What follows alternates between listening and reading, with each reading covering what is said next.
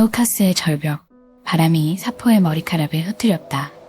하얀 절벽 끝에선 그녀의 발밑으로 잿빛의 거센 바다가 출렁이고 있었다. 그녀는 왼발로 서 있었다. 발가락이 절벽 모서리를 더듬는다. 이젠 뛰어내리기만 하면 돼. 한 걸음만 더 내디디면 이 고통에서 벗어날 수 있을 거야. 사포는 천천히 눈을 감았다. 어둠 속에 파온의 얼굴이 떠올랐다. 눈부시게 웃던 그 미소가. 그리스의 레스보스 섬. 그곳에서 사포의 이름은 전설이었다. 그녀가 노래한 사랑의 시는 사람들의 입에서 입으로 퍼져나갔고, 그녀가 악기를 들고 광장에 서면 모두가 숨을 죽이고 귀를 기울였다. 미라의 감미로운 선율 위로 봄바람처럼 부드러운 그녀의 목소리가 흘러나왔다. 그녀가 쓴 솔직하고도 애절한 가사는 듣는 이들의 가슴에 불을 지폈다. 당대 최고의 시인이었던 알카이오스조차 그녀에게 마음을 빼앗겨 이런 시를 바칠 정도였다. 사포여, 보랏빛 머리칼에 순결한 이여, 꿀처럼 달콤한 미소를 짓는 이여, 내 입술에 말이 넘쳐나지만 부끄러움이 나를 막는구나. 그러나 사포는 한 남자의 여인이 될 마음이 없었다. 그녀는 귀족 가문의 젊은 여성들을 모아 학단을 열었다. 음악과 시, 춤과 철학을 가르치던 그곳은 여성들만의 영역이었다. 그곳에서 사포는 여성에게 바치는 사랑의 시를 쓰기도 했다. 그녀가 노래하는 사랑은 육체를 넘어 영혼에 닿는 것이었고 성별조차도 초월한 것이었다. 사포는 사랑을 노래했으나 어느 누구의 것도 되지 않은 채로 어느덧 중년의 나이에 접어들고 있었다. 사포가 파온을 처음 본 건 아마 항구에서였을 것이다. 햇살을 머금은 머리칼 사이로 환하게 부서지는 미소, 단단해 보이는 근육 위로는 매개의 물방울들이 맺혀 보석처럼 빛나고 있었다. 저건 인간이 아니라 아폴론 신이 아닐까? 사포의 눈은 자꾸만 그 청년을 쫓았다. 가슴이 두근거리기 시작했다. 오래전 잊었다고 생각했던 감정들이 다시 되살아났다. 저 청년은 누구죠? 파온이요, 뱃사공이지요. 요즘은 온 섬이 그 이야기뿐이라오. 항구의 어부가 말했다. 파온이 어디선가 나타난 이후로 모든 사람이 그의 아름다움에 넋을 잃었다고 했다. 심지어 아프로디테 여신이 그에게 젊음과 아름다움의 향유를 선물했다는 소문까지 돌았다. 사포는 그 후로 항구를 자주 찾았다. 그리고 마침내 그와 마주하게 되었다. 당신이 사포로군요. 당신의 시를 좋아합니다. 그대를 보면 나는 마른 풀처럼 창백해지고 죽을 것만 같아라니 참 아름다운 시를 쓰는 사람이라고 생각했죠. 순간 사포의 얼굴이 뜨거워졌다. 그녀는 자신이 소녀처럼 얼굴을 붉히고 있다는 게 믿어지지 않았다. 두 사람은 빠르게 가까워졌다. 낮이면 바닷가를 거닐며 사랑의 시를 속삭였고 밤에는 육체의 열정에 몸을 맡겼다. 파온의 입술이 닿을 때면 사포는 영원을 맛보는 듯했다. 나는 너 없이는 살 수 없을 것 같아. 나도 그래요. 그러나 그녀는 알지 못했다.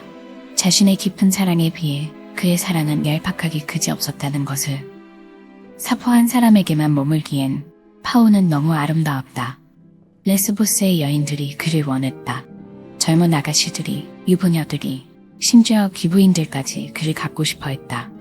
파온은 유혹을 거부하지 않았다. 아름답고 경솔한 젊은이들이 그러하듯 그는 방종의 길로 빠져들었다. 그의 이름은 시칠리아까지 퍼졌고 그가 누구와 함께 밤을 보내는지에 대한 소문이 섬을 떠돌았다. 사포는 조금씩 무너져 내렸다. 파온은 점점 더 그녀를 찾지 않았다. 그녀는 더 이상 시를 쓸 수 없을 만큼 깊은 절망의 늪으로 빠져들었다. 그러던 어느 날 밤, 물결 속에서 신비로운 목소리가 들려왔다. 사포여, 레오카스로 가거라. 그곳의 하얀 절벽에서 몸을 던지면 사랑의 고통에서 벗어날 수 있으리라. 나이아든, 물의 정령이었다. 사포는 눈을 감았다. 이미 말라버렸다고 생각했던 눈물이 볼을 타고 흘러내렸다. 이것은 신의 계시일까? 아니면 황폐한 마음이 만들어낸 환청일까? 그녀는 확신할 수 없었지만 그 말에 기대고 싶었다. 절벽에서 뛰어내리면 예리한 칼로 가슴이 베이는 것 같은 이 고통도 끝이 날 것이다. 그녀는 파온에게 마지막 편지를 썼다. 네가 이 편지를 본다면 내가 쓴 글인지 알아볼 수 있긴 할까? 기억나니? 내가 노래할 때마다 너는 살며시 다가와 내게 입맞춤해 주었지. 그랬던 네가 작별의 말도 없이 떠나버렸구나. 지금 너는 시칠리아 여자들 사이에서 웃고 있겠지. 절벽에서 떨어지기 전에 한 번만이라도 말을 해줘. 왜 나를 떠났는지. 너의 침묵이 나를 죽음으로 내몰고 있어. 사포는 레오카스로 향했다. 나이아드가 말해준 대로 정말 그곳에는 하얀 절벽이 있었다. 바람이 그녀의 머리카락을 흔들었다. 한때 이 머리카락을 아름답다고 찬양하던 남자도 있었지. 하지만 그딴 게 무슨 의미가 있담. 파운이 나를 사랑하지 않는다면 세상의 그 어떤 찬사도 공허할 뿐이다. 사포는 맨발로 절벽 끝에 서서 바다를 바라보았다. 그리곤 저 멀리 푸른 수평선 너머 어딘가에 있을 파운을 향해 물기 어린 마지막 인사를 건넨다. 안녕, 내 사랑. 그녀는 마침내 공중으로 발을 내디뎠다. 물의 정령 나이아드의 도움일까? 시퍼렇게 날뛰던 파도는 순식간에 그녀의 몸을 집어삼켜 바다 깊숙한 곳으로 끌어내렸다. 마침내 그녀가 바라던 대로 사랑의 고통은 끝이 났다. 그것이 레스보스의 위대한 시인 사포의 마지막이었다.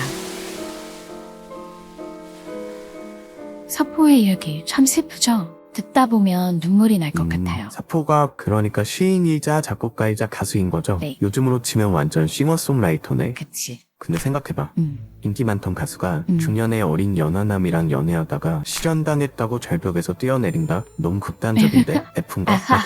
아니 이 사람아 기원전 600년대 사람이야. 순수했겠지. 로맨틱하잖아. 아니 순수한 게 아니라 중이병이지. 뭐 그걸로 절벽에 몸을 던져. 사포는 실제 인물이죠? 네, 완전 실존 인물이에요. 기원전 6세기쯤 그리스의 레스보스 섬이라는 곳에서 활동했대요. 사포의 시는 대부분 사라졌지만 단편 몇 조각 정도는 지금도 남아있어요. 그럼 사포가 사랑했다는 파워는요? 아, 그건 좀 애매해요. 실존했을 수도 있고 허상일 수도 있고 얘는 원래 그리스 신화에 등장하는 인물이에요. 신화에 나오는 인물이었구나. 원래는 늙은 뱃사공이었는데 아프로디테를 도와준 덕에 젊음과 미모를 얻었다는 전설이 있거든요. 아, 그럼 완전 만들어진 얘기네. 그럴 가능성이 높죠. 근데 나는 말이죠. 실존 가능성도 있다고 봐. 왜냐하면 고대 그리스인들은 유명한 사람한테 신화적인 전설을 더듬히는 걸 너무 좋아했거든요. 아. 예를 들어서 알렉산더 대왕이 제우스 아들이라는 전설도 그렇잖아요. 아, 알렉산더가 제우스 아들이래? 네. 오, 옛날 사람들은 사기를 많이 쳤구나. 아, 그러니까 나는 말이에요. 파운이 진짜 있었는데 너무 잘생겨서 전설이 붙은 게 아닐까 싶어요. 세상에 로맨틱한 스토리는 많으면 많을수록 좋잖아요. 옛날에 막, 수업 시간에 몰래 팬픽 같은 거 보고 그랬지? 아, 이 사람이 진짜 나만 이 얘기가 가짜면 아쉬운 게 아니라니까. 이 얘기를 예술가들이 얼마나 좋아했는데요. 어? 사포가 레즈비언이었다. 진짜? 남편과 딸이 있었다 등등 여러 가지 썰이 많은데 유명 화가들이 왜 사포가 절벽에서 떨어지는 얘기만 눈물 주르르 흘리고 그림으로 남겼겠어요. 그게 제일 드라마틱하고 제일 재밌으니까. 아니, 근데 그 사람들이 눈물을 주르륵 흘리고 그린 건지, 아, 이거 돈 좀 될까? 해서 그린 건지 어떻게 알아요? 아, 진짜. 아무튼 사포와 파운의 이야기. 2000년이 지나도 여전히 사람들의 마음을 흔드는 진짜 시간을 초월한 사람 이야기 같아요. 다음 시간에도 그 래퍼들이 만족할 만한 이야기 가지고 와보겠습니다. 그러면 다음 시간에 봬요. 안녕. 안녕.